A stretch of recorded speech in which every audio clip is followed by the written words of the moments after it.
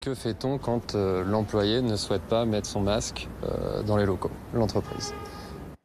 Bon, là, ça devient plus technique. Mmh. Donc, on fait appel à Olivier Angotti. Bonjour, avocat spécialiste du droit du travail. Olivier, en fait, oui, il y aura des sanctions, mais on va y aller crescendo. Ça peut aller jusqu'à la faute.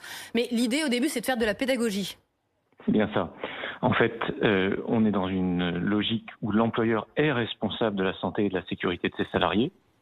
Et pour cette raison, c'est lui qui impose le masque ou qui impose le télétravail d'ailleurs. Quand il ne peut pas imposer le télétravail ou organiser l'entreprise avec le télétravail, il prend des mesures de distanciation et lorsque les mesures de distanciation ne sont pas possibles, il prend le masque. C'est donc parce que c'est l'employeur qui donne ces instructions que le salarié doit s'y conformer.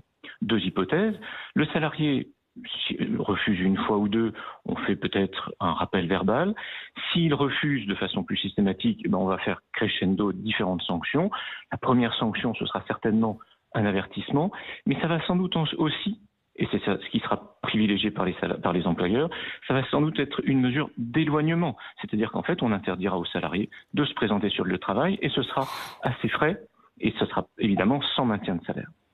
Oui, c'est ça, c'est Si qu'en jamais fait, on il va persiste, taper au portefeuille. oui, exactement. C'est toujours de cette façon-là. S'il persiste, alors, après 1, 2, 3 rappels, on peut imaginer des sanctions plus lourdes. Mais faut peut-être pas être dans un climat trop anxiogène. Je pense que chacun est conscient de ses droits et de ses obligations. Ici, on peut effectivement avoir des gens qui oublient ou qui mettent le masque, vous savez, sur le menton, comme on voit trop souvent, alors que c'est bien Ou sur sans le le haut nez. du nez qu'il faut le mettre. Voilà.